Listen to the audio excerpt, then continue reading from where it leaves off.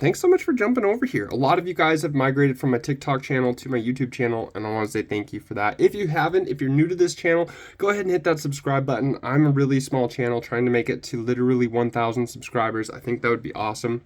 On this page, we get a little bit deeper into the stories. I have pages on TikTok, Facebook, and YouTube. I try to keep up to date with everything. But YouTube is where I want to get down and dirty with the juices of the story, because it's just we can get deeper here.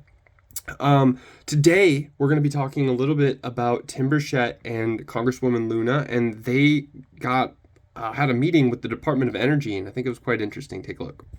What is the responsibility of the Federal Protective Services within the Nuclear Security Administration? Are you talking about transporting fuels? No, ma'am. I wanted you to speak. Well, I was going to follow up with the numerous reports by the Federal Protective Services officers describing suspicious occurrences of UAPs over nuclear facilities. Oh.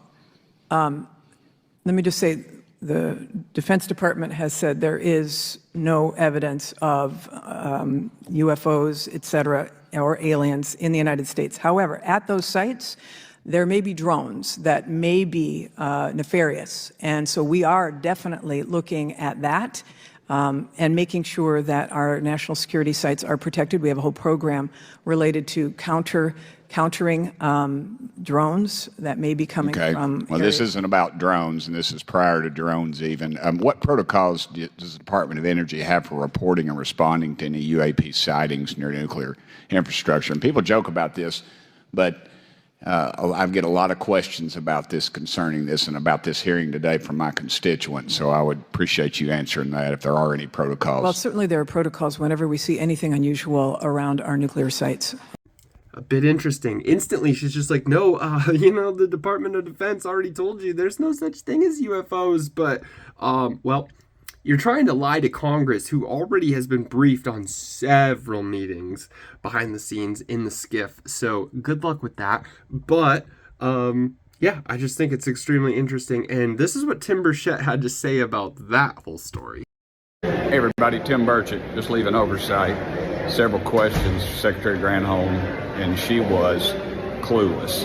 I asked her about some recent UAP sightings and UFO situations that had been documented, and she kind of smirked and said something a little smart, I thought. And then I asked her about our use of energy over at our military bases using Russian energy, and we just got finished having a meeting with an admiral who said they do it, and she just laughed and said, oh, I don't know anything about that.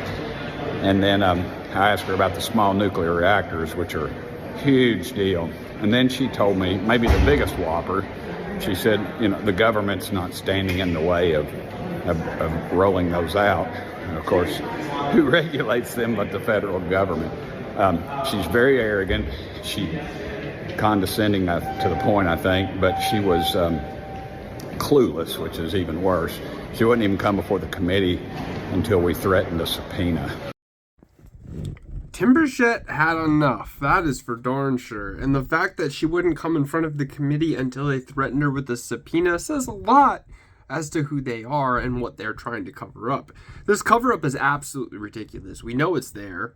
We just want to know what it is, and they will not tell us. And Luna wasn't having it either. When Representative Burchett asked you about some UAP stuff, you said that the DOD essentially had denied any existence of that, and you referred to them as drones, correct? It's my understanding that the Department of Defense has looked at this and issued a report about it. I have a lot of questions, so just quick and concise, if possible. There have been persistent claims and reports, including those from credible whistleblowers to this committee, suggesting that the U.S. government, potentially including the Department of Energy, has been involved in reverse engineering technologies recovered from UAP. For example, the Pentagon's proposed Kona Blue program aimed at reverse engineering such technologies, although it was ultimately not established. Can you clarify whether the Department of Energy has been involved in any such efforts, or, either historically or currently, to analyze reverse engineering materials from related to UAPs? I have no knowledge of that.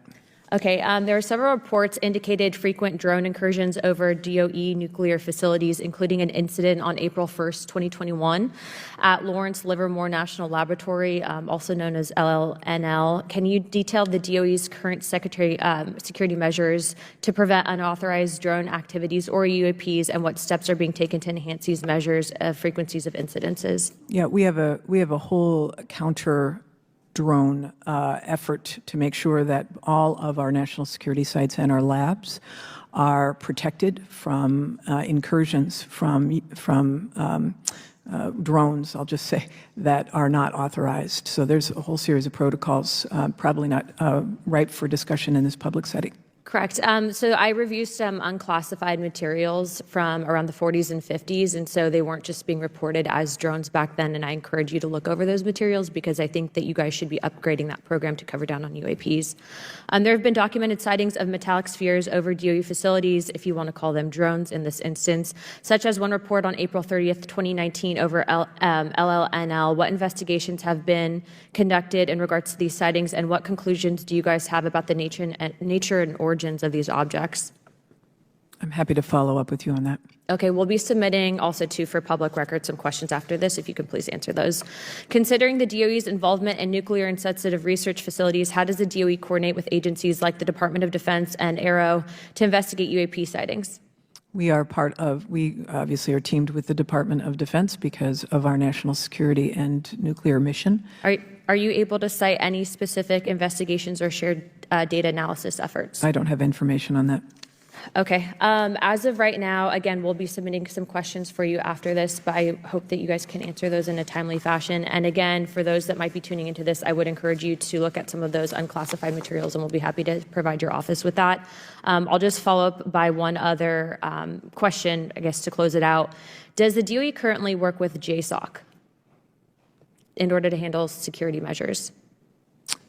We work with all of the security entities around the federal government. We're part of an overall all-of-government effort on both cyber as well as national security. Do you guys work with JSOC?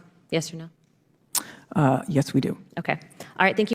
I love how Luna pushed at the end. Do you or do you not work with JSOC?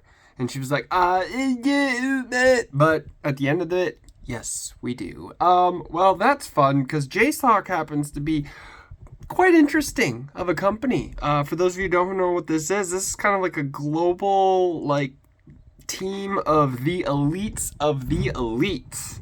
Take a look here. You guys can see some information from them. It's quite interesting. Go search it. It's fun. What do you guys think of today's video? What do you guys think of this information? Do you guys think that they're onto something, or do you feel like it's just so decompartmentalized that we're not going to be getting any more information and we're basically hitting a roadblock? Me personally, with the information that I've dug up, I would say July and August. Pay attention. And remember that I said July and August because that might be something. Just saying. We'll see you guys soon. Thanks for watching. And if you haven't, smash that subscribe button, like, comment, share, because it's going to help me actually grow this channel. I appreciate all of you, and we'll see you soon.